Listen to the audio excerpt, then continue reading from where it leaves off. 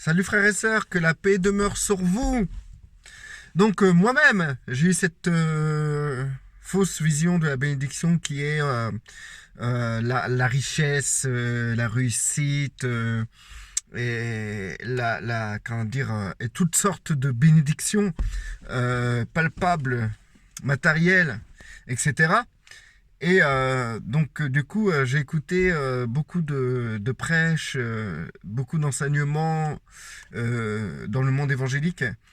Et alors, pourquoi je parle souvent des évangéliques? C'est pas pour dénoncer, hein. Je dénonce pas les évangéliques parce que moi-même, je suis un pur produit évangélique, quoi, en fait, hein.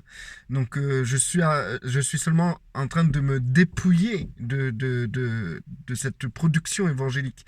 Mais j'ai rien contre les évangéliques. C'est que c'est dans ce monde-là, dans cet univers-là que j'ai grandi. Et que j'ai appris beaucoup de choses. Et que j'ai pu connaître vraiment le Seigneur d'une manière assez intéressante. Qui a fait qu'aujourd'hui aussi, je puisse grandir d'une autre manière et sur des bases solides. Donc du coup, j'ai rien contre les évangéliques. Au contraire, pour moi, c'est un peu, comment dire, cet amour que les évangéliques ont pour Christ est un amour que, que, que j'apprécie et que je me suis retrouvé dedans, quoi, en fait. Donc, si je donne des exemples qui viennent du monde évangélique, c'est parce que, en fait, je peux parler que de ce que je connais. Je peux pas parler d'autre chose. Donc, alors, voilà. Donc, j'écoutais énormément de prêches qui parlaient de bénédiction, de prospérité, etc.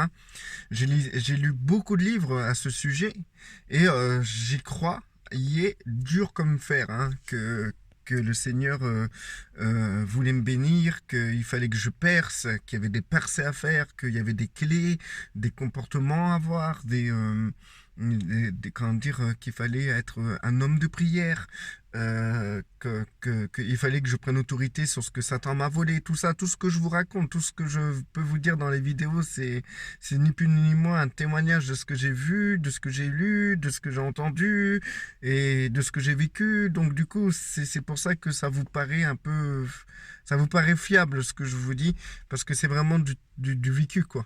Donc du coup, comment dire, j'ai dépensé beaucoup d'argent justement dans ces livres, beaucoup d'argent dans cette idéologie de la bénédiction. Parce que vraiment, je viens d'un milieu qui est pas aisé.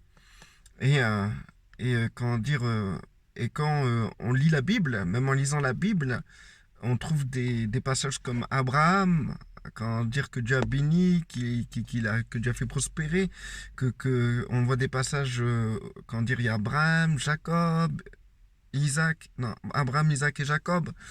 Euh, et on voit souvent dans l'Ancien Testament des exemples de prospérité pour les hommes de Dieu, pour des gens qui suivent Dieu, etc. Donc, du coup, il y a de l'encre, beaucoup d'encre qui a coulé sur ça. Donc, c'est faisable, c'est biblique.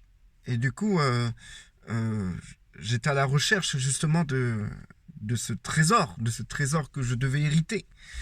Et, euh, et donc, pendant toutes ces années, j'ai parcouru, comment dire, des philosophies, des théologies, des, comment dire, des idéaux, etc. Et j'ai jamais atteint la prospérité attendue. Et ça fait des années, frères et sœurs. Mais j'ai atteint la réelle bénédiction. Aujourd'hui, je peux vous dire que je suis un homme béni, réellement béni, encore plus qu'Abraham, encore plus qu'Isaac, encore plus que Jacob.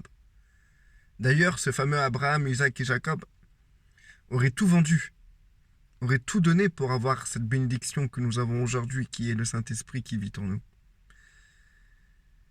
Comme cette parabole où le gars qui a un champ et qui sait qu'il y a un trésor dans ce champ, comment dire, il vend tout pour acheter ce champ, juste pour ce trésor. Et en fait, aujourd'hui, ben, pour comprendre En fait, pour comprendre que, comment dire, que ce trésor est en nous, ben, il faudra abandonner beaucoup de principes, beaucoup d'idéologies, beaucoup de théologie aussi, beaucoup d'idéaux, beaucoup de philosophie chrétienne. Il faudra casser beaucoup de forteresses dans notre tête. Il faudra revendre beaucoup comment dire, de principes et s'acheter justement ce champ, qui est ce nouveau champ, qui est cette compréhension de la réelle bénédiction. Et enfin d'acquérir cette bénédiction, qui est le Saint-Esprit. Sauf que vous n'avez pas besoin de lire autant de livres, vous n'avez pas besoin d'aller partout, de regarder autant de prêches, de faire autant de choses pour atteindre cette bénédiction, puisqu'elle est déjà en vous. Donc du coup, vous avez déjà, comment dire, vous avez déjà parcouru beaucoup de choses, beaucoup de chemins. Et maintenant, il faut vous reposer, vous asseoir et vous dire, bah enfin j'ai trouvé. Enfin, je suis béni. Enfin. Malgré que vous l'avez toujours été. Hein. Donc, cette vidéo, l'homme pauvre, le pauvre qui voulait être riche. Alors, en fait, si vous voulez, frères et sœurs, ce pauvre, on va l'appeler Jean-Mich. Ouais, Jean-Mich, c'est pas mal.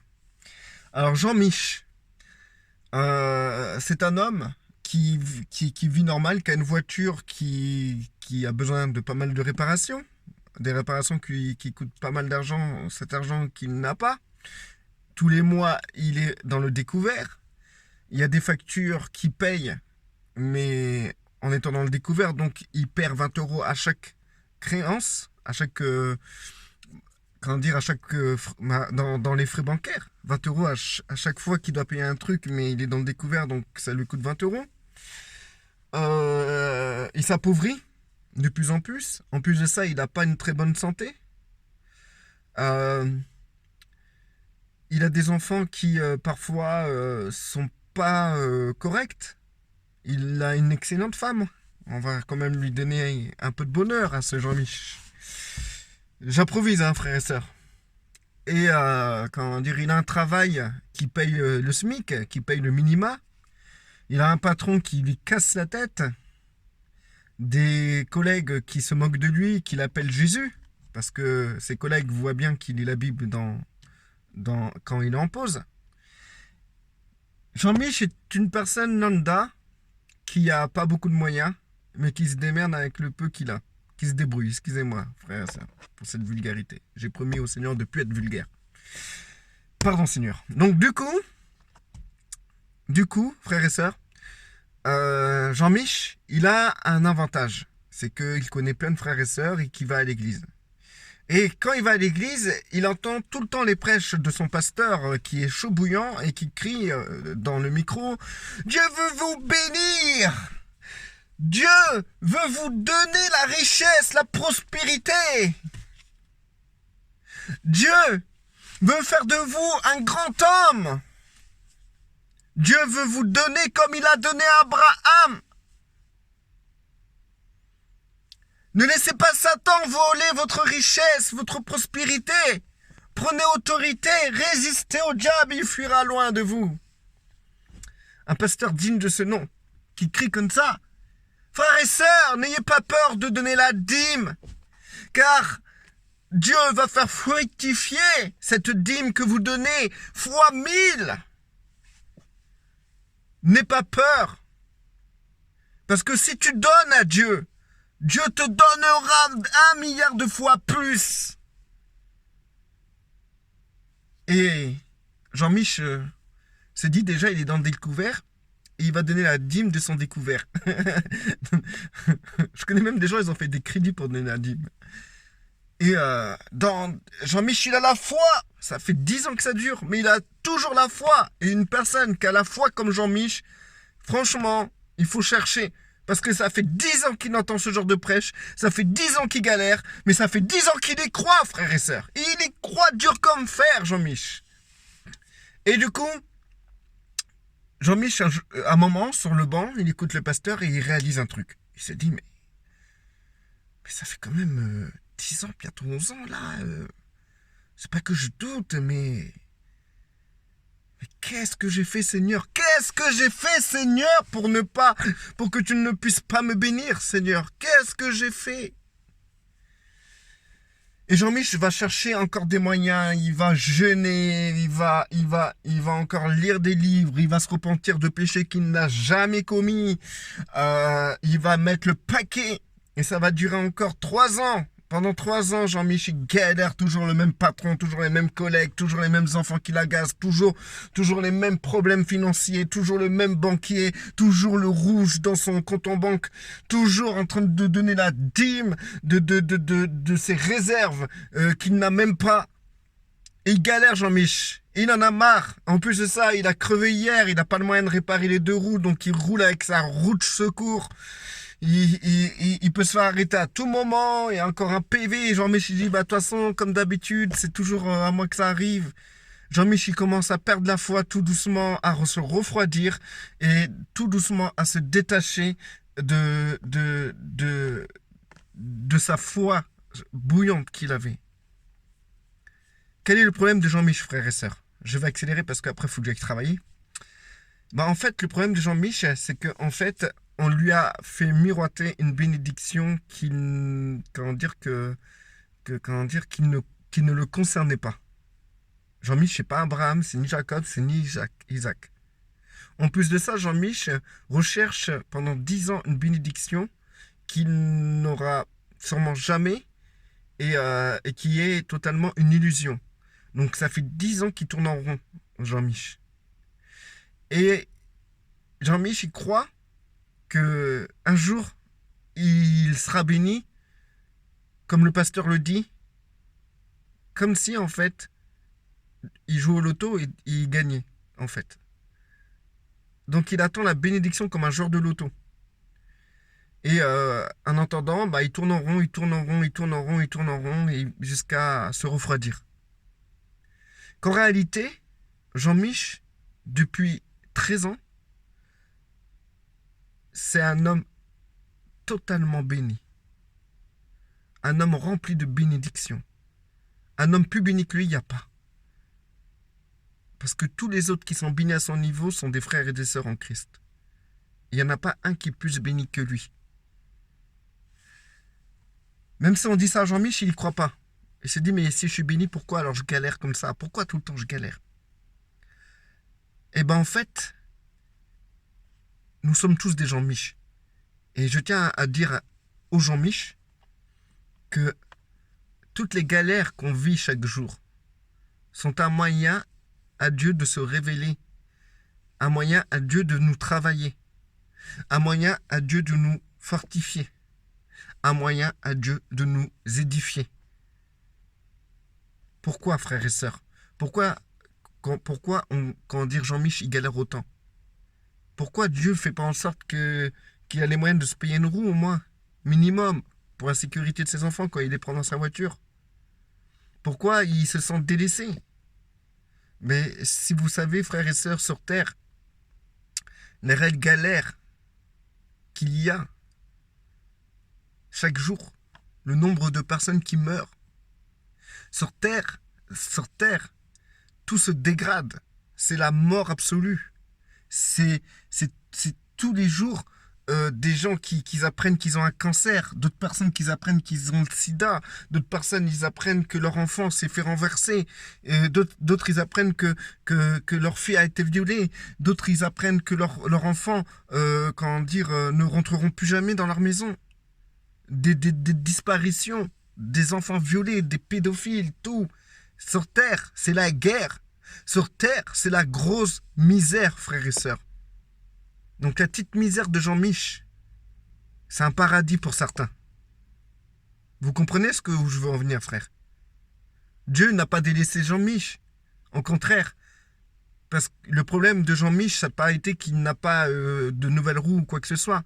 Le véritable problème de Jean-Mich, c'est qu'il n'a pas regardé Dieu de la bonne manière. Il n'a pas regardé ce qu'il est de la bonne manière. Il n'a pas vu la réalité de la bonne manière. Jean-Mich vivait dans une illusion, dans des erreurs. Et toute cette illusion engendre des choses dans sa vie qui l'amènent à comment dire, inspirer des choses qui, comment dire, euh, à inspirer des choses qui ne sont pas pour lui une réalité. Donc du coup, Jean-Mich, ce qu'il doit faire, c'est se réveiller et voir la réalité de la bénédiction qui est le Saint-Esprit. Parce que Jean-Mich, dans son illusion, il était face à une situation où il n'était plus dans le plan de Dieu. Il était simplement dans un plan théologique, humain, dans un plan mensonger, dans un plan de tromperie, dans le plan du diable, où il tournait en rond, dans sa propre petite misère, en entendant le miracle dont lui il pense que c'est comme ça ou comme ça. Mais si Jean-Mich s'assoit et se réalise qu'en fait il ne cherchait pas le royaume des cieux, ni sa justice, mais qu'il cherchait quelque chose qui n'a rien à voir avec Dieu et la réalité, et qu'il dise comme ça maintenant c'est quoi ma réalité, c'est qu'en vérité j'ai toujours été béni, ce trésor que j'attendais tant, il est en moi, il est là en moi, mais il n'attend que de se révéler. Et pour qu'il se révèle, c'est que Jean-Mich doit déjà savourer cette bénédiction, comprendre cela dans sa tête. Une fois que cela est compris dans sa tête, il va réaliser tout plein de choses qui va entraîner d'autres choses qui finiront par libérer cette source de bénédiction qui est le Saint-Esprit qui vit en lui, frères et sœurs. Déjà, Jean-Mich verra qu'il n'a pas besoin de donner la dîme ou besoin de donner quoi que ce soit pour qu'il soit béni puisqu'il l'est déjà. Donc Jean-Mich va réaliser quelque chose de très important et c'est qu'il va tout simplement vouloir rentrer dans le plan de Dieu. Et Jean-Mich, en rentrant dans le plan de Dieu, il obtiendra tout ce dont il a besoin pour accomplir ce plan. Si Jean-Mich il a besoin d'une Ferrari pour accomplir le plan de Dieu, Dieu lui donnera cette Ferrari une fois que Jean-Mich rentrera dans son plan. Si Jean-Mich a besoin d'un château pour réaliser le plan que Dieu a pour lui, les œuvres qu'il a préparées d'avance, que le Père a préparées d'avance, Dieu lui donnera un château. Comme Dieu a donné du bois à Christ pour qu'il soit crucifié. Dieu donnera ce dont vous avez besoin pour le plan. Donc du coup, Jean-Mich, le temps qu'il était en train de errer dans une vision artificielle, dans une vie, dans une réalité artificielle, il vivait avec des choses artificielles. Tout ce qui l'entourait, que ce soit en bien et tout le reste, c'était artificiel. Maintenant, frères et sœurs, une fois qu'on rentre dans la réalité de la bénédiction, dans la réalité du plan de Dieu, toutes les choses vous sont données pour que vous puissiez réaliser ce plan. Maintenant, ce pauvre Jean-Mich, il cherchait sûrement des choses beaucoup plus grandes de ce qu'il a déjà. Qu'en réalité, le plan de Dieu, c'était qu'il s'occupe de ses enfants, qu'il s'occupe de sa femme, qui pardonne ses collègues et qui prie pour eux peut-être, qui prie aussi pour son patron, qui prie pour sa boîte, ou des choses comme ça, frères et sœurs. On ne sait pas c'est quoi le plan de Jean-Mich. Seul Jean-Mich le sait. C'est dans son cœur, frères et sœurs. Mais ce qui était dans son cœur était camouflé par ce désir d'être béni, ce désir que Dieu résout ses problèmes. Qu'en réalité, peut-être ces problèmes étaient le cœur même du plan de Dieu. Donc, frères et sœurs, comprenez qu'il est important de voir la réalité de la bénédiction, frère, correctement, pour que vous puissiez avoir les outils nécessaires dans votre vie pour accomplir le plan de Dieu. Et rien de plus ni rien de moins. Et frères et sœurs, les outils, vous les avez déjà. Il faut juste que vous ouvrez les yeux pour savoir comment les utiliser. Parce que si Christ devait mourir à Jérusalem, Dieu ne l'aurait pas mis en Angleterre. Donc c'est-à-dire que là où Christ était, c'était là le plan de Dieu. Donc là où vous êtes, Vous êtes dans le plan de Dieu. Ne cherchez pas ailleurs, frères et sœurs. Restez bénis.